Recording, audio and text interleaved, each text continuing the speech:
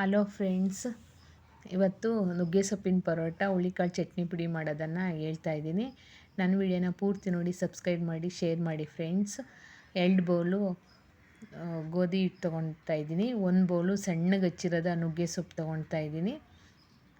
1 spoon garam masala powder, ಅರ್ಧ spoon ಅಚ್ಚ ಖಾರದ ಪುಡಿ, 1 ಸ್ಪೂನು ಆಯಿಲ್ ತೊಗೊಳ್ತಾ ಇದ್ದೀನಿ. ಅಜ್ವಾನ ಸ್ವಲ್ಪ ಉಪ್ಪು, ರುಚಿಗೆ ತಕ್ಕಷ್ಟು ಉಪ್ಪು, ಕೊತ್ತಂಬರಿ ಸೊಪ್ಪು ಚೆನ್ನಾಗಿ ಕಲಿಸ್ಬೇಕು. ಚೆನ್ನಾಗಿ ಹಂಗೇ ನೀರು ಹಾಕ್ತೆ ಚೆನ್ನಾಗಿ ಕಲಸಿಬಿಟ್ಟು ನೀಟಾಗಿ ಆಮೇಲೆ ನೀರು ಹಾಕ್ಬಿಟ್ಟು ಚೆನ್ನಾಗಿ ಮಿದಿಬೇಕು.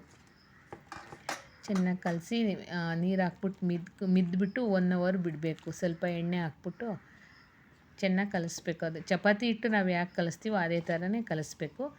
ಸ್ವಲ್ಪ ಎಣ್ಣೆ ಹಾಕ್ಬಿಟ್ಟು ಅದನ್ನು 1 ಅವರ್ ನೆನೆಯೋದಕ್ಕೆ ಬಿಡಬೇಕು. ನೆನೆಯೋದಕ್ಕೆ ಬಿಟ್ಟರೆ ನೀಟಾಗಿ ಚೆನ್ನಾಗಿ ಚಪಾತಿ ಬರುತ್ತೆ ಪರೋಟ. ಈಗ ಹುಳ್ಳಿಕಾಳು ಚಟ್ನಿ ಪುಡಿ ರೆಡಿ ಮಾಡ್ಕೊಂಡು, ಹುಳ್ಳಿಕಾಳು, ಕರ್ಬೇವಿನ ಸೊಪ್ಪು, ಕೊಬ್ಬರಿ, ಕಡಲೆ, ಬೆಲ್ಲ, ಆಮೇಲೆ ಮೆಣಸಿನ್ಕಾಯಿ, ಬ್ಯಾಡಗೆ ಮೆಣಸಿನ್ಕಾಯಿ, ಸ್ವಲ್ಪ ಖಾರದ ಮೆಣಸಿನ್ಕಾಯಿ, ಸ್ವಲ್ಪ ಜಾಸ್ತಿ ತೊಗೋಬೇಕು ಹುಳ್ಳಿಕಾಳು.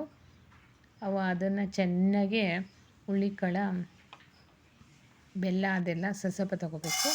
ಹುಳ್ಳಿಕಾಳು ಚೆನ್ನಾಗಿ ಕೆಂಪಾಗಂಗೆ ಹುರಿಬೇಕು. ಸಿಡಿತಾ ಇರುತ್ತದು, ಸಿಡಿದಾಗ ಗೊತ್ತಾಗುತ್ತೆ ಚೆನ್ನಾಗಿ ಆಗಿದೆ ಅಂತ ಹುಳ್ಳಿಕಾಳು. ಆಮೇಲೆ ಎಲ್ಲದನ್ನೇ ಮೆಣಸಿನ್ಕಾಯಿ ಅಂತೆ, ಆಮೇಲೆ ಕರಿಬೇವಿನ ಸೊಪ್ಪು ಎಲ್ಲ ಅದಕ್ಕೆ ಹಾಕ್ಬಿಟ್ಟು ಸ್ವಲ್ಪ ಬಿಸಿ ಮಾಡ್ಕೋಬೇಕು. ಕಡಲೆ, ಕೊಬ್ಬರಿ ಎಲ್ಲ ಅದಕ್ಕೆ ಬಿಸಿ ಮಾಡ್ಕೋಬೇಕು. ಸ್ವಲ್ಪ ಅಷ್ಟೇ, ಜಾಸ್ತಿ ಬಿಸಿ ಮಾಡ್ಕೋಬಾರ್ದು, ಸ್ವಲ್ಪ ಬಿಸಿ ಮಾಡ್ಕೋಬೇಕು.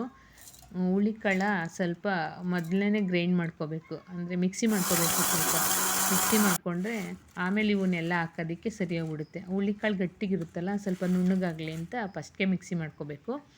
ಆಮೇಲೆ ಇವನ್ನೆಲ್ಲ ಹಾಕ್ಬಿಟ್ಟು ತಿರ್ಗಾ ತರ್ತರಿಯಾಗಿ, ಅಂದರೆ ಜಾಸ್ತಿ ನುಣ್ಣಗೆ ರುಬ್ಕೋಬಾರ್ದು. ಯಾವುದೇ ಚಟ್ನಿ ಪುಡಿ ಆದರೂ ಅಷ್ಟೇ, ಜಾಸ್ತಿ ನುಣ್ಣಗಿದ್ರೆ ಚೆನ್ನಾಗಿರಲ್ಲ, ಟೇಸ್ಟಾಗಿರಲ್ಲ. ಸ್ವಲ್ಪ ತರ್ತರಿಯಾಗಿ ರುಬ್ಕೊಂಡು ಟೇಸ್ಟಿಯಾಗಿ ಚಟ್ನಿ ಪುಡಿ ರೆಡಿ ಆಯಿತು. ಹುಳ್ಳಿಕಾಳು ಚಟ್ನಿ ಪುಡಿ ತುಂಬ ಚೆನ್ನಾಗಿರುತ್ತೆ, ಮಾಡ್ಕೊಳ್ತೀನಿ. ನನಗೆ ನನ್ನ ಫ್ರೆಂಡ್ಸ್ ಹೇಳ್ಕೊಟ್ರು. ಹುಳ್ಳಿಕಾಳು ಚಟ್ನಿ ಮಾಡೋರು ನಮ್ಮ ಅಮ್ಮರೆಲ್ಲ, ಇವರು ಹುಳ್ಳಿಕಾಳು ಚಟ್ನಿ ಪುಡಿ ಮಾಡೋದು ಹೇಳ್ಕೊಟ್ರು ನನ್ನ ಫ್ರೆಂಡ್ಸ್. ನೋಡಿ, ಇವಾಗಲೇ ಚಪಾತಿ ಹಿಟ್ಟು ನೆನ್ಕೊಂಡಿದೆ. ಪರೋಟ ತುಂಬ ಚೆನ್ನಾಗಿ ಬರುತ್ತೆ. 1 ಅವರ್ ನೆನೆಯಕ್ಕೆ ಬಿಟ್ಬಿಟ್ರೆ ಪರೋಟ ಚೆನ್ನಾಗಿ ಬರುತ್ತೆ. ಮಾಮೂಲಿ ಇದ್ರ ಥರ ಚಪಾತಿ ಥರನೇ ನಾವು ಲಟ್ಟಿಸ್ಬಿಟ್ಟು ಎಣ್ಣೆ ಹಾಕ್ಬಿಟ್ಟು ಬೇಯಿಸೋದಷ್ಟೇ. ನುಗ್ಗೆ ಸೊಪ್ಪಲ್ಲಿ ತುಂಬ ಪ್ರೋಟೀನ್ ಇರುತ್ತೆ. ಹುಳ್ಳಿಕಾಳಲ್ಲೂ ಅಷ್ಟೇ, ನುಗ್ಗೆ ಸೊಪ್ಪಲ್ಲೂ ಅಷ್ಟೇ. ಆಮೇಲೆ ಬೇಗನೂ ಆಗುತ್ತೆ. ಇದು ಎಷ್ಟು ಬೇಗ ಆಗುತ್ತೆ, ಬೆಳಗ್ಗೆ ಟಿಫನಿಗೆ ಚೆನ್ನಾಗಿರುತ್ತೆ, ಬೇಗನೆ ಆಗುತ್ತೆ. 1 3 4 ತಿನ್ಕೋಬೋದು, ಚೆನ್ನಾಗಿರುತ್ತೆ. ಚಟ್ನಿ ಪುಡಿನೂ ಅಷ್ಟೇ ಚೆನ್ನಾಗಿರುತ್ತೆ. ಎಲ್ಲ ಥರದ ಚಟ್ನಿ ಪುಡಿನೂ ಚೆನ್ನಾಗಿರುತ್ತೆ. ಹುಳ್ಳಿಕಾಳು ಚಟ್ನಿ ಪುಡಿ ಅಂದರೆ ತುಂಬಾ ರುಚಿಯಾಗಿರುತ್ತೆ. ನಮ್ಮ ಅಮ್ಮರೆಲ್ಲ ಹುಳ್ಳಿಕಾಳ್ದು ಚಟ್ನಿ ಮಾಡೋರು.